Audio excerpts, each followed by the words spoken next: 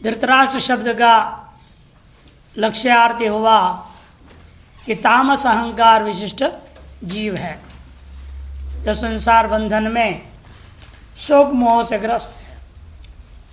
अतएव मोहवशा तो क्या रहे उवाच धृतराष्ट्र उवाच क्या कहता है वो धर्म क्षेत्र क्षेत्र शब्द का अर्थ पहले ले रहे हैं, यहाँ थोड़ा गलत छप गया है। इदम शरीरम कौन्तेय क्षेत्रमित्यभिधीयते, इसे उसको ठीक कर लेना। क्षेत्रमित्यभिधीयते शरीर को काट के क्षेत्र बना चाहिए। इदम शरीरम कौन्तेय क्षेत्रमित्यभिधीयते गीता के ही 13वें अध्याय के पहले श्लोक में कह रहे हैं क्षेत्र शब्द का अर्थ अन्यत्र जो भी होगा इस अध्यात्म शास्त्र में क्षेत्र शब्द का अर्थ होता है शरीर। अतएव धर्म शरीर, धर्म शरीर है, धर्म क्षेत्र का अर्थ क्या हो जाएगा धर्म शरीर है। धर्म शरीर है का मतलब इसका पहले अर्थ ले लो, शरीर को क्षेत्र क्यों का क्षीयन्ते अनेन प्रारब्ध कर्माणि इति क्षेत्र, इसको क्षेत्र इसलिए कहते हैं प्रारब्ध कर्म भोग करते करते प्रारब्ध कर्म क्षय हो जाता है तब इस शरीर का मृत्यु होती है। क्षीयन्ते अनेन प्रारब्ध कर्माणि इति क्षेत्र, यहाँ भी इति मिला देना। अथवा धर्मार्थ क्षेत्रम, धर्म करने के लिए क्षेत्र प्राप्त हुआ, शरीर प्राप्त हुआ। धर्मार्थम मान धर्माय क्षेत्रमिति धर्मार्थम क्षेत्रम।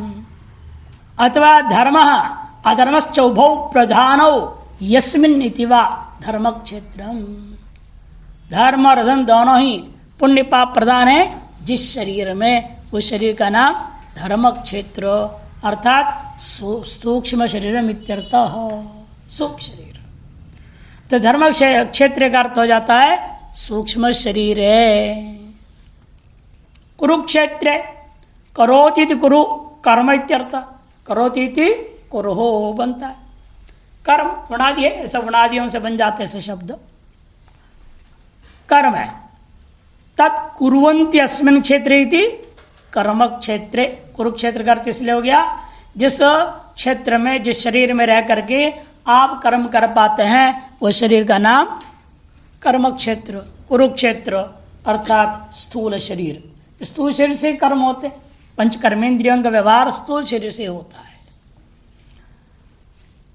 कर्मार्थम क्षेत्रमिति वा, तो पहले जैसे ही धर्मार्थम क्षेत्र से कर्म करने के लिए ही मिला हुआ शरीर है यह, इसलिए इसका नाम कर्म क्षेत्र कुरुक्षेत्र हो गया। इति स्थूल शरीरम इत्यर्थ, अतएव सूक्ष्म शरीर में और स्थूल शरीर में क्या इकट्ठा हो रखे हैं, समवेता युत्सव, इकट्ठे हुए आपस में लड़ने की इच्छा से। कौन इकट्ठे हुए लड़ने की इच्छा से, कहते मामका पांडवाश्च। आपके शरीर में मामका कौन है, किसी ने व्याख्या किया मामा जी से आए वो कहना मामका।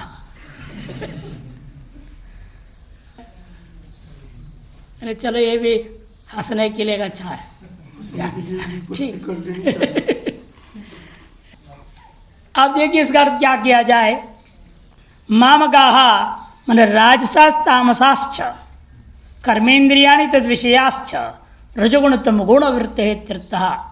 राजस और तामस वृत्तियां अर्थात कर्मेंद्रियों के द्वारा होने वाले सारी वृत्तियों को लिया तद विषयों को भी लिया जाएगा, वो सब का नाम मामका, रजोगुण और तमोगुण की वृत्तियां। क्यों ऐसे क्यों कर रहे हैं आप, उल्टा करो, कहते नहीं कि ममत्वंच पुरुषतंत्रत्वात्, ममत्व और अहंत में बहुत अंतर है। शुक्लत्व में ममत्व क्या होता है, पुरुष के अधीन है। आप इसको मम कह लो न कह लो, आपके अधीन है ना, वस्तुअधीन नहीं होता है। अहंता ममता, अहंता ममता पुरुषाधीन है। पुरुष अपना अभिमान कर लेता है मेरे हैं तो मेरे हैं, नहीं है तो नहीं है। अतः जो पुरुष तंत्र होता है वह गौण होता है हमेशा, जो वस्तु तंत्र होता है प्रधान होता है। तो ब्रह्म वस्तु है, वस्तुतंत्र ज्ञान होने के नाते ब्रह्म ज्ञान इस दुनिया में सर्वश्रेष्ठ सर्वोत्तम सबसे प्रधान ज्ञान होता है, बाकी सब विषयाधीन ज्ञान है। इसे कहते देखो ममत्वंच पुरुषतंत्रत्वात् अतएव गौणम गौणत्वाच्च पूर्वमुक्तम, इसलिए पहले कहना पड़ा मामकाहा, क्योंकि गौण को पहले करके बाद में प्रधान प्रस्तुत किया जाता है। और पांडवा मैंने सात्विक ज्ञानेन्द्रिया तद विषयाश्च, ज्ञानेन्द्रिया और सकल विषयों को सात्विक वृत्ति मानी जाएंगी। ज्ञान प्रदाता है वो, और वो ज्ञानेन्द्रिय प्रवृत्त होते हैं वस्तुअधीन होते हैं। वस्तुतंत्रत्वात् प्रधानम, वस्तुतंत्र होने के नाते वे प्रधान है। प्रधानत्वात् श्रेष्ठम, श्रेष्ठत्वाच्च परमुक्तम, श्रेष्ठ होने से उसको बाद में कहा मामका पांडवाश्च। राजस और तामस गौण है पुरुषतंत्र होने से, और सात्विक हमेशा वसुतंत्र होने से वह प्रधान होता है।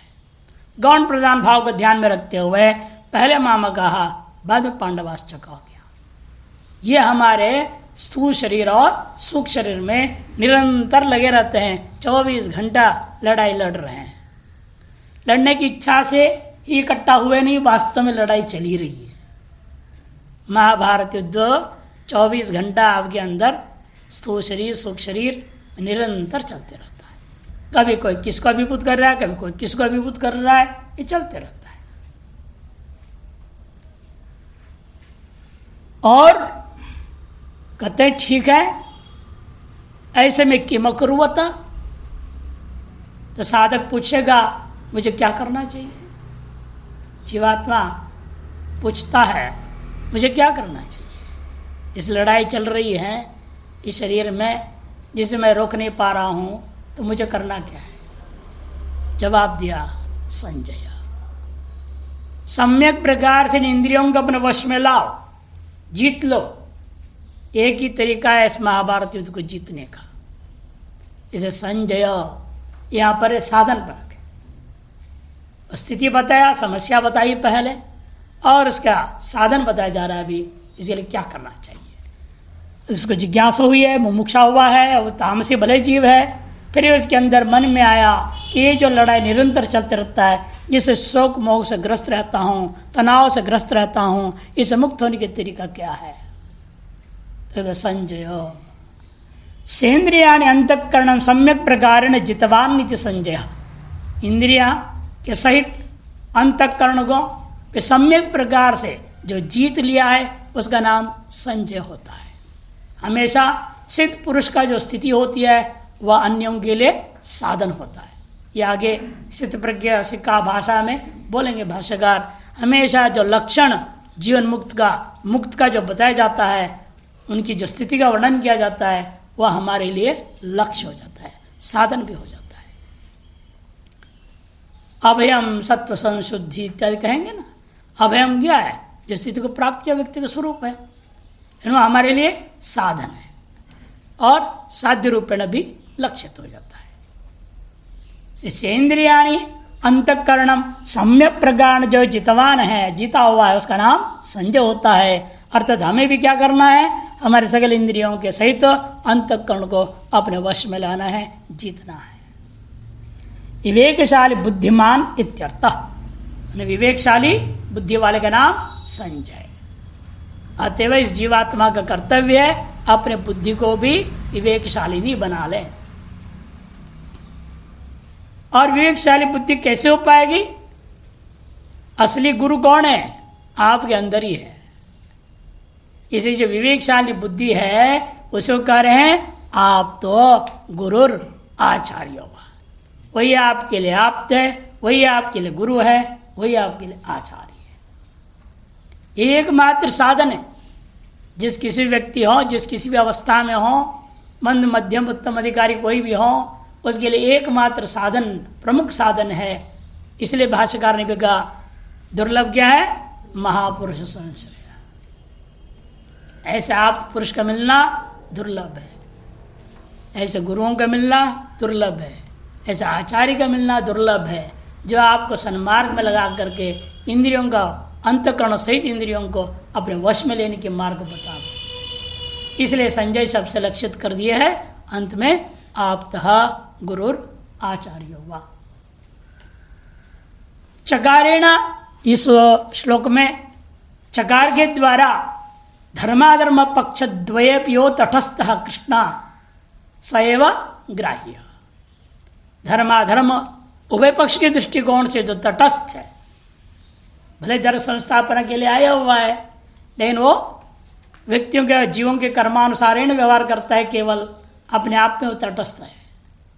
ऐसे को चौ से ग्रहण करना, जो सात्विक, रासिक, तामसिक सब प्रकार से वृत्तियों से परे है।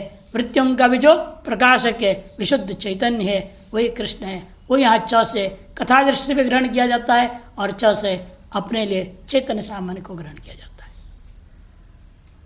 और मैं जो वास्तविक दृष्टा हूं, मेरा कर्तव्य बनता है मैं अंतःकरण सहित इंद्रियों को अपने वश में धीरे धीरे ले आऊं, तभी इस मार्ग के लिए हम अधिकारी बन पाएंगे। बिना संयमित किए हुए इंद्रियों का अधिकारी नहीं होता। अंत जो भय साधन के साथ अंतर सांझा बता, वहां भी क्या कहा? श्रद्धावान लभते ज्ञानम तत्पर संयत इंद्रिय।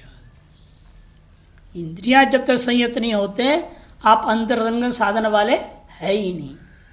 भले बाहर जितने लोटपोट करते रहो, साष्टांग प्रणाम करते रहो, लेकिन अंदर में वासनाएं परेशान करेंगे। इसलिए तद्विधि प्रणिपातेन परिप्रष्टेन सेवया, सेवा प्रणिपात परिप्रष्ट ये सब भले ही कर लेते रहो, लेकिन मुख्य है वहां पर अंत वाला संयत इंद्रिय। वह यहाँ शुरू में संकेत कर दिए हैं, आपका संयत इंद्रिय होना पड़ेगा। जब आपके अंदर में चलता उस महाभारत को में विजयी होना है तो। तीन पक्ष उठाया था धृतराष्ट्र के मनोराज्य का। हो सकता है युधिष्ठिर निवृत्त हो गया हो, या हो सकता है दुर्योधन का मन बदल गया हो, या हो सकता है लड़ाई हो गई हो। उसमें कहते हैं अब अगले श्लोक के अवतरणिका में पक्ष तृतीय सिद्ध इति संजय उवाच। संक्रांति टीका, पक्ष तृतीय जो तीसरा पक्ष है, युद्ध हुआ, वही पक्ष को ग्रहण करते हुए संजय कह रहा है। संजय उवाच दृष्ट्वा तु पांडवानीकं व्यूढ़ं दुर्योधनस्तदा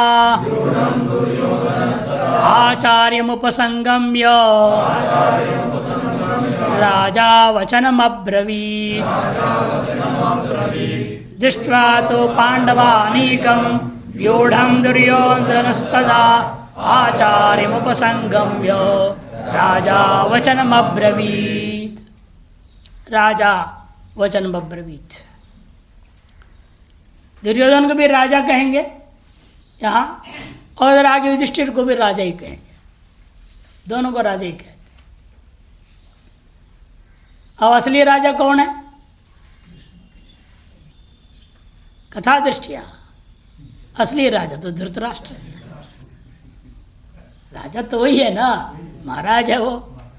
और ये दोनों युवराज पद के लिए लड़े थे, उसमें युधिष्ठिर युवराज हुए थे, और ये तो कुछ भी नहीं है, साधारण राजकुमार है, लेकिन उसको राजा कह रहे हैं। अंधा व्यक्ति को राजा बनाया गया, उस समय स्थिति ऐसी थी, जरूरत पड़ी, बनाया गया। कोई योग्य विकल्प है नहीं तो क्या करे? विदुर जो बेचारे विरक्त महात्मा हैं, वो कहते हैं मुझे सब नहीं चाहिए, अब कौन करे? इसे उनको बनाना पड़ा। तो विदुर से निवेदन, मेरा महामंत्री बन जाओ, तो भी काम चलेगा ढंग से। तो इसलिए यहां पर स्थिति है कि राजा वचन प्रवृत्त कहने का पीछे क्या रहस्य, उस पर चलते हैं। पहले सामान्य अर्थ देखिए, दृष्ट्वा तो पांडवानीकम व्यूढ़म। व्यूढ़म ने फैलाया हुआ, एक विशिष्ट तरीके से स्थापित किया हुआ। अनेक प्रकार के व्यूह का होते हैं, जैसे वहाँ चक्रव्यूह आता है ना, पद्म व्यूह, कमल, अलग अलग व्यूह होते हैं, जिस पर सेना के मोर्चाबंदी बोलते हैं। मोर्चाबंदी करना, कौन कहाँ खड़ा होगा, कैसे खड़ा होगा। रायवाला में आप लोगों ने देखा होगा ना, सैनिक आते थे वहाँ, उनकी प्रशिक्षण होता था, तो वैसे ऐसे बहुत डांटता था, ऐसे रहो, तुम वहाँ खड़ो, तुम यहाँ खड़ो, तुम बंदूक वहाँ करना, इसको यहाँ करना। अलग अलग मोर्चाबंदी सिखाया जाता था, अलग व्यूह बनाया जाता है। तो व्यूढ़म पांडवानीकम, एक विशिष्ट व्यूह के रूप में स्थित जो पांडवों का अनीक मने सेना को दृष्टवा देख करके, तदा उस समय राजा दुर्योधन आचार्यम संगम्य वचनम अब्रवीत। राजा जो दुर्योधन है वह आचार्य के समक्ष चला गया, भीष्मादि के पास नहीं गया, द्रोणाचार्य के पास गया जान के, क्योंकि द्रोणाचार्य जी पर उसका मुख्य रूप में भरोसा नहीं है। भीष्म पर भरोसा है लेकिन द्रोणाचार्य के भरोसा नहीं। क्यों? उनका एक चेला वहां सेनापति बना हुआ है सामने, और दुर्योधन के अर्जुन के प्रति विशेष प्रेम भाव भी था शिष्य के प्रति। अब इसलिए वो भीष्मादि के पास कृपाचार्य थे, वहाँ भीष्म जी थे, इनसे भी बड़े, उनके पास नहीं जाता है और आचार्य के पास आकर बोलता है। और सकल विद्याओं के गुरु होते हुए उनको आचार्य क्यों कहा, गुरु क्यों नहीं कह रहा है? इसे दो पक्ष मानते हैं, निंदा पक्ष और स्तुति पक्ष, दोनों पक्ष घटाया जाता है। एक तरह दुर्योधन आचार्य की निंदा भी कर रहा है, स्तुति भी कर रहा है, दोनों ही बातें विशेष टिप्पणी में देख लेंगे। राजा वचनम अब्रवीत, और दूसरी बात यह है वचनम अब्रवीत करने की क्या जरूरत है? अब्रवीत का अर्थ होते बोलना, बोलना मैंने वचन ही तो बोलेगा, और क्या बोलेगा? गाएगा क्या, वहां नाचेगा क्या? वहां तो युद्ध भूमि में बोलने के लिए और है क्या? इसे अब्रवीत कहने से वचन शब्द ग्रहण हो रहा था, फिर भी वचनम क्यों कहा है? यह ज्ञापन करने के लिए इतना दुष्ट है दुर्योधन, वो अंदर बात छिपाता कुछ और, बाहर कुछ और बोल रहा है। खोखले वचनों को बोलने का नाम वचनम अब्रवीत, नहीं तो केवल अब्रवीत कहने से काम चल रहा था। अन्य शब्दों से श्लोक को पूरा किया जा सकता है, लेकिन ये बताने के लिए अंदर से बहुत भयभीत है, अंदर से द्रोणाचार्य के प्रति संशयग्रस्त है, लेकिन बाहर से बड़े सम्मान का कर रहा है और उनको उत्साहित करने की कोशिश करता है। अतः वचनम शब्द का भी प्रयोग हुआ है। अब अपनी दृष्टि से देखिए, इसका शंकरानंद टीका को देखिए। दृष्टवा तो पांडवानी कमिति राजा दुर्योधन तदा युद्ध सन्नाह काले, युद्ध के लिए सन्नद्ध उन सभ्यों के उस समय में व्यूढ़म व्यूहाकारताम आपन्नम, व्यूहाकारता को प्राप्त हुए पांडवानाम अनीकम, पांडवों की जो सेना है, बल है, उसको दृष्टवा देख करके धनुर्विद्याचार्यम द्रोण उपगम्य, धनुर्विद्या के आचार्य द्रोण के पास जाकर के पांडव बलोत्कर्ष वर्णनेन, पांडवों के बल में उत्कर्षता के वर्णन के द्वारा स्वपलस्य शौर्य बल पौरुष उत्साह उद्रेकम संपादितुम, अपने बल में शौर्य बल पौरुष और उत्साह को बढ़ावा देने के लिए संपादितुम इच्छया संपादितुम इच्छया इदम वचनम, अब्रवीत संपादन करने की इच्छा से यह वचन कहता है। टिप्पणी में देखिए, वेदांताधिकारणो लक्षण कथनार्थोपक्रम, अब ये उपक्रम है, मुख्य लक्षण यहाँ नहीं है। वेदांताधिकारी के लक्षण का कथन करने के लिए उपक्रम किया जा रहा है। दुर्योधन दुर्भावनया अधर्मेण संशय भयायुक्त सन युद्धतीय सो दुर्योधन, दुर्भावना पूर्वक अर्थात अधर्म पूर्वक जो संशय भय आदि से युक्त होता हुआ युद्ध करता है, उसका नाम दुर्योधन। राजा है, उसको राजा क्यों कह दिया? इनके स्वभाव से सिद्ध हो रहा है। वीर पुरुषा अत्यादरेण युद्धे प्रवृत्त्याः इति न्यायेन प्रवृत्तत्वात् राजा। जो वीर पुरुष होते हैं, कायर तो देख के भाग जाएगा सेना को, जैसे बच्चे पुलिस को देख के भाग जाते हैं, वैसे ही कायर जो होता है पर सेना को देख के डर जाएगा, उत्तर कुमार की कहानी नहीं आता, वो पेड़ पे चढ़ जाता था। पहले बहुत ढींग हाँकता था, मैं ये कर दूंगा वो कर दूंगा, सबको है क्या है, ये कुछ नहीं ये लोग। और जहाँ सामने आ गए तो एकदम चुप जाए, पेड़ पे चढ़ जाए। हाँ, अर्जुन पकड़ के लाता था, गोदी में उठा कर लाता था। हम भाग रहा है तो डरता है, हमें ना साथ में। तो इसलिए कहते हैं कि देखो ये वीर पुरुष, इसमें कोई संशय नहीं है। राजा भले ही ना हो तो भी इसको राजा कहने में कोई दोष नहीं बनता है कि वीर पुरुष होते हुए आदर पूर्वक युद्ध में वो प्रवृत्त हुआ है। और दोनों में भविष्य में राजा होने की कल्पना तो है ना। दुर्योधन भी सोच रहा है मैं जीत जाऊंगा तो मैं राजा होऊंगा, युधिष्ठिर के भी मन में होगा मैं जीत जाऊंगा तो मैं राजा बनूंगा।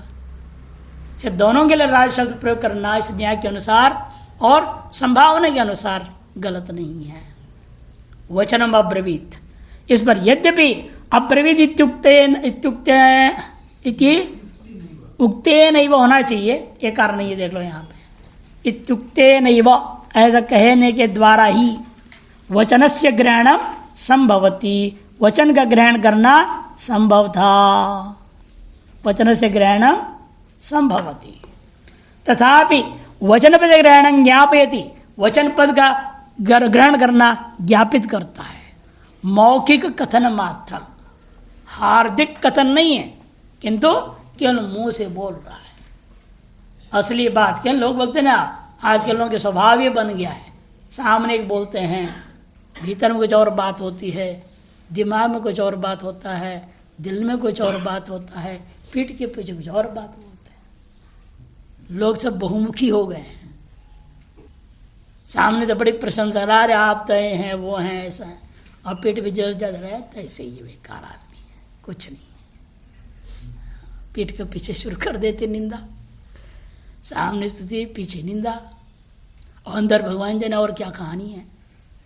अंदर को कौन टटोल सकता है।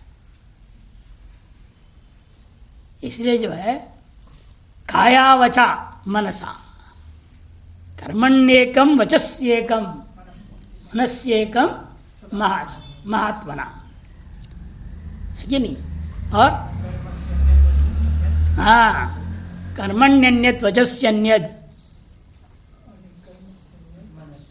मनस्यन्यद दुरात्मना, ये कहा गया है। इसलिए काया वाचा मनसा एक हो, वह महात्मा है, और काया वाचा मनसा अलग अलग रहता है, वह दुरात्मा है, कहा गया ये।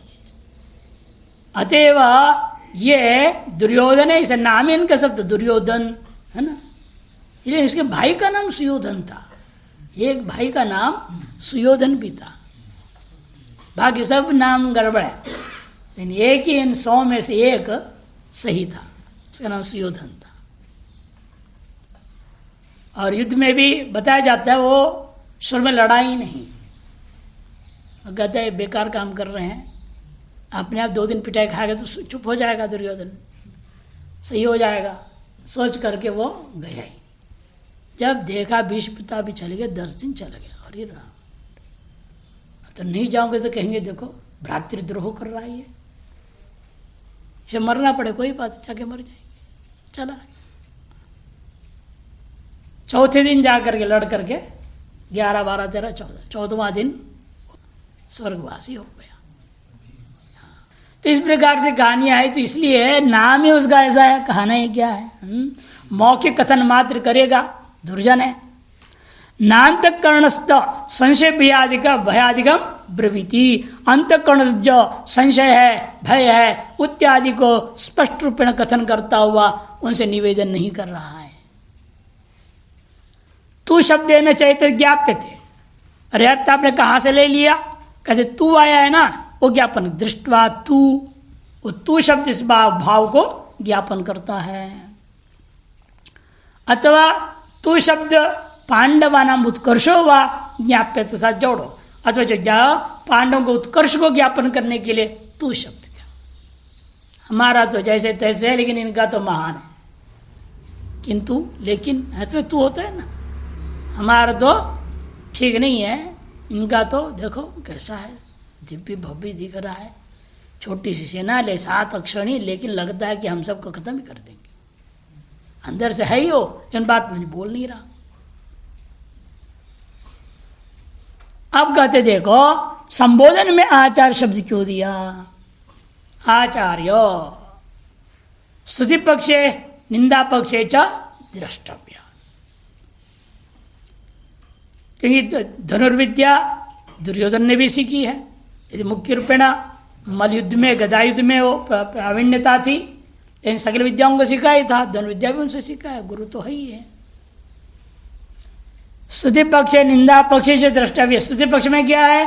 शिष्य सामर्थ्य से प्रबोधकत्वाद एवं स्वयं द्रोण नामासी यतस्तम इति। स्तुति इस तरह से देख लीजिए आपने कैसे शिष्य बनाया है, आप इतनी महान है आप गुरु, तो इतनी बड़ी सेना का सेनापति बन गया है। शिष्य के अंदर जो सामर्थ्य को जगाना ये गुरु का काम है, और आपने किया है, देख लो, प्रशंसापरक हो गया है। आपके आचार्यत्व सफल है कि आज आपके शिष्य सेनापति बन के सामने खड़ा है। इस तरह से प्रशंसापरक लिया जाएगा। शिष्य सामर्थ्य से प्रबोधकत्वाद, क्योंकि गुरु का काम क्या होता है? शिष्य सामर्थ्य को जगाना, प्रबोधकत्वाद एवं स्वयं, और स्वयं भी आपका नाम क्या है? द्रोण है। द्रोण नामासी यतस्त्वम्। द्रोण किसको कहते हैं? द्रोण नाम मात्र से उनकी स्तुति कैसे हो गया? सुनो, ध्रुव धातु है शीघ्र गतौ, ध्रुव धातु शीघ्र गति अर्थ में। द्रवति गच्छति ज्ञान स्वरूप स्थिति प्राप्नोति इति द्रोण। गुणादि सूत्र है 3:19, जिससे द्रोण शब्द बनता है। जो व्यक्ति अपने ज्ञान स्वरूप में झटपट शीघ्र गति से स्थित होने की सामर्थ्य रखता है, उसका नाम द्रोण है। और हुआ भी देख लीजिए, जब द्रोणाचार्य जी का शरीर कैसे छोटा था, है? क्यों किया था?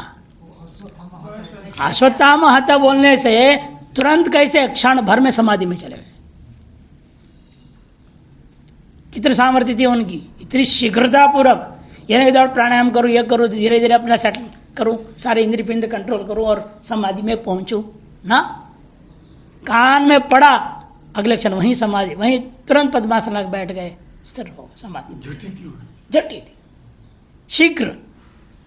ये जो शीघ्रता पूर्वक स्वरूप स्थित होने की सामर्थ्य है वो उनमें थी, इसे उनका नाम द्रोण था। यहाँ पर एक और होता है द्रोण में नाप, एक नाप होता है। 256 शेर को एक द्रोण बोलते हैं। 256 शेर एक द्रोण वजन होता है। इन्हें वजन से अर्थ को यहाँ लेने की जरूरत नहीं है कि वास्तविक जो घटना घटी है उनके जीवन के अंतिम क्षणों का, वो सब स्पष्ट है। उनकी सामर्थ्य थी, वो अपने स्वरूप में झटित स्थित हो सकते थे, इसलिए उनका नाम द्रोण सार्थक के स्तर से उनके नाम का परोक्ष रूपेण आचार्य कह करके परोक्ष उनका नाम को लेकर स्तुति कर रहा है। तथा अब जो है निंदा पक्ष नहीं, तथा नहीं, शिष्यापेक्षा गुरोराधिक्यत्व द्योतराय, और दूसरा शिष्य की अपेक्षा से गुरु अधिक भी हैं। आप गुरु हैं, इसलिए हमारा विजय पक्का है। कि चेले को कोई ना कोई एक गुरु नहीं दिए होंगे ना, गुरु उसी का ना जो गुरु ना दे, एक गुरु अपने पास रखे, वही गुरु है। कुछ नहीं, अपने हाथ में लगाम रखना पड़ेगा ना, नहीं तो चेला उल्टा गुरु पर चढ़ जाए। इसलिए निश्चित रूपेण आप कोई ना कोई अपनी दिव्य विद्याओं में से एकाध रहस्य विद्या अपने पास रखे होंगे जिससे हमारा विजय तय हो। यह प्रकट करने के लिए वो आचार्य और शिष्य को सामने दिखा रहा है कि शिष्यापेक्षा गुरोर आधिक्यत्वस्य होनी चाहिए। यहां पर थोड़ी गलत छपी है, तस्य द्योतनाय आचार्य कर संबोधन, वही दोनों बातें स्तुति पक्ष के लिए हो गई। निंदा पक्ष में कैसे घटाएंगे आप? गुरु शब्दापेक्षया आचार्य शब्द प्रयोग, गुरु शब्द प्रयोग न करते हुए आचार्य शब्द प्रयोग करना ही उनकी निंदा है। गुरु को गुरु न कहना, आचार्य कह देना, उपाध्याय कह देना, उसे निम्न स्तर के शब्द प्रयोग कर देना, वही उनका निंदा है। मैंने कहने कैसे आप आचार्य हैं, ऐसे चेला तुमने बनाया जो तेरी मारने को तैयार है। आज इतना ही निंदा करना पर्याप्त है। स्वमृत्युम अपनी अध्यापयित्वात्, देखो गुरु शब्द आचार्य शब्द प्रयोग कर रहा है इसीलिए क्योंकि स्वमृत्यु को ही पढ़ा दिया, एक तरह से लिखा दिया। मालूम था इसे हमको मरना है, तो इसको क्यों पढ़ाया? अपनी मौत को सुशिक्षित कर दिया मारने के लिए। इसलिए कैसी है पाप, कितने बुद्धिमान कितने विवेकी हैं आप बता रहे हैं ना। निंदा पक्ष है। स्वमृत्युपि अध्यापितत्वात् मूढ़ता च अस्य प्रकटनेन क्रोधोद्दीपनार्थम आचार्य शब्द प्रयोग थी। उनकी एक तरह से मूढ़ता को प्रकट करते हुए गुस्सा प्रदान करना चाह रहा है। तो गुस्से के मारे नहीं, देख मैं कैसे दिखाता हूं, वो मेरे को मार नहीं सकता, मैं मृत्यु हो तो मैं उसकी मृत्यु के महामृत्यु बनकर लड़ूंगा। ऐसे क्रोधावेश आना चाहिए, नहीं तो युद्ध कैसे होगा। लड़ने के लिए आदमी के अंदर क्रोधावेश लाया जाता है। आजकल भी जो सेना होती है, आजकल थोड़ा अलग तरीके हो गया युद्ध, लेकिन अभी जो थल सेना होती है, स्थल सेना, ये जब युद्ध में जाते हैं मोर्चाओं में एक पीछे खड़ा रहता है। आजकल थोड़ा माइक का इस्तेमाल हो गया है ना, वो तो कॉर्डलेस आता है ना, उसको ले जाते हैं, उससे चिल्लाता है, गालियां देता है विपक्ष को। तो उनके इधर जोश आता है सैनिकों में, ऐसे दुष्ट है ये, इनको मारो। हम लोग देखते थे बचपन में भी, एक बार ऐसे बहुत बड़े बड़े पाइप होते ना, लोहे का पाइप था, कावेरी जल ला रहे थे बेंगलोर को, और उसको उठा, उस समय तो जेसीबी थे नहीं भारत में, उठा के रख दे तो आदमी उठाते थे, 100 आदमी लगते थे और एक खड़ा रहता था, तो खींचो ऐसा, खींचो ऐसा, मैंने गाली देकर बोलता था, गाली दे करके खींचो ऐसा बोलता था। अब तो खींचते थे, जोश पैदा करते थे। अब तो गालियों से जोश कैसे आता है भगवान जाने, ये ना आता है। ऐसा दृश्य भी वर्तमान में देखना होगी। अमृतसर और पाकिस्तान का जो बॉर्डर है, वहाँ भी ऐसी वहाँ चलता है, जोशीला चलते रहते हैं। जो दर्शक होते हैं ना जी, जोश आ जाता है। वाघा बॉर्डर में उधर पाकिस्तान की सेना, इधर की सेना, दृश्य देखना देखने लायक दृश्य होता है। ये एक सामान्य कहानी है, जोश लाए बिना युद्ध सम्यक नहीं हो पाता है। जोश लाने के लिए उनकी मूढ़ता का को प्रकट करता हुआ जो उन्होंने आचार्य शब्द प्रयोग कर दिया। आइए अब तीसरे श्लोक। यहाँ पर संग्रामजीकार का कहना है दुर्योधन उवाच होना चाहिए था, प्रमाद से लिखा नहीं गया लगता है। किसके अगला पंक्ति कौन बोल, श्लोक दुर्योधन बोल रहा है ना। यहाँ श्लोक में कहा राजा वचन, अब राजा दुर्योधन ने कहा, अब आगे कहेगा कौन, राजा तो कहेगा। दुर्योधन उवाच होना चाहिए। जैसे आप द्वितीय अध्याय के पहले श्लोक में देखेंगे, उवाच मधुसूदन समाप्त होता है श्लोक। अगले श्लोक में क्या लिखते हैं आप, श्री भगवान उवाच लिखते कि नहीं लिखते? नहीं तो उवाच मोसन का और सीधा कहानी शुरू कर दो, भगवान उवाच बोलने क्या जरूरत है। प्रक्रिया यही है, पूर्व में बताने वाले ने अपनी अवतरणिका दे दिया है, अब आगे जब शुरू होगा उपदेश वो साक्षात उसी के नाम से आना चाहिए। यहाँ पर भी टीकाकार कहेंगे दुर्योधन उवाच होना चाहिए। पश्येतां पांडुपुत्राणा आचार्य महतीं च मूं व्यूढ़ां द्रुपदपुत्रेण तव शिष्येण धीमता। पश्येतां पांडुपुत्राणाम् आचार्य महतीं च मूं व्यूढ़ां द्रुपदपुत्रेण तव शिष्येण धीमता। पश्येतां पांडुपुत्राणाम्, हे आचार्य भो आचार्य पांडपुत्राणाम महतीम चमुम व्यूढ़ाम महतीम चमुम, विस्तार रूपेण फैला हुआ इस महान सेना जो पांडवों का है उसको ठीक ठीक से देखिएगा। अरे देख ही रहा हूं, देखिएगा बोलने क्या मतलब है? सब देख ही रहे, आंख बंद करके थोड़ा ध्यान कर रहे हैं कोई, ये कहना पड़ा आप देखिएगा। यहां भी निंदा करने की दृष्टिकोण से मैंने कहने का भी प्रयास किया, मोह ममता से मत देखिएगा। मोह ममता से देखेंगे तो काम खेल खराब हो जाएगा। शत्रुभाव से देखिएगा, जब शत्रुभाव से देखोगे तभी तो हमारे विजय प्राप्त कराओगे हमें। इसलिए जान के पश्यो को तो देखिए, ठीक से देखिए कौन कैसा शत्रु है। मोह से देखेंगे तो काम थोड़ा, जैसे अर्जुन ने मोह ममता से देखने लगा तो क्या हो गया, सन्यासी होने को तैयार हो गया। इसे पश्य, कैसी सेना है ये?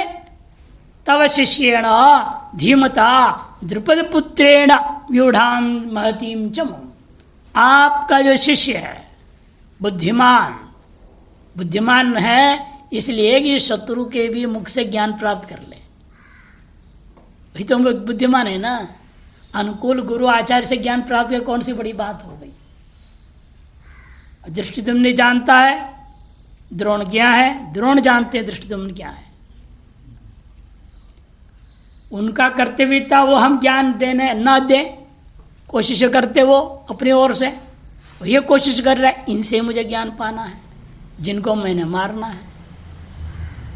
इसलिए धीमता विशेषण दे रहा, उनकी बुद्धिमत्ता देखो और आप अपनी मूर्खता को देख लीजिए।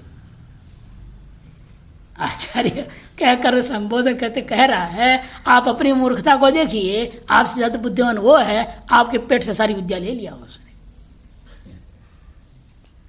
धीमता शिष्येण, आपके तव शिष्येण धीमता जो द्रुपद पुत्रेण व्यूढ़ा महतीम च मुम पश्य।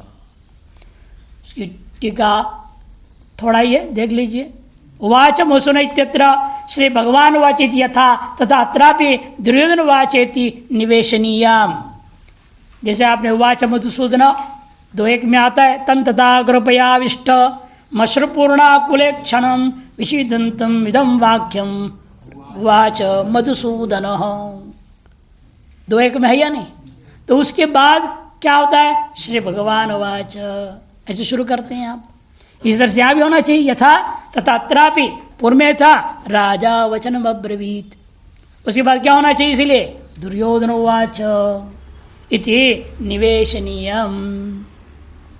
परम तथा पाठो न दृश्यते, निवेश तो करना चाहिए लेकिन ऐसे पाठ दिखाई नहीं देता, तब कहते तत्प्रामादिकम। ऐसे पाठ क्यों नहीं दिखाई दे रहा है? प्रमाद, लेखक की प्रमाद कहीं ना कहीं गड़बड़ हुआ, किसने लिखते लिखते भूल गया, नहीं लिखा। तत्प्रामादिकम थी। एक आचार्य जी तो बोलते थे प्रामादिक क्या है, वो उतने हिस्से में दीमक लग गया था। दुर्योधन वाच नहीं दिखाई दिया। हाँ, उसको पसंद है दीमक को, जो है सोचा ये कि दुष्ट का नाम क्यों आ गया शुरू शुरू में ही, इसे दीमक ने खा लिया। ऐसे मनोरंजन करते हैं लोग अपने अपने हिसाब से। हे आचार्य इति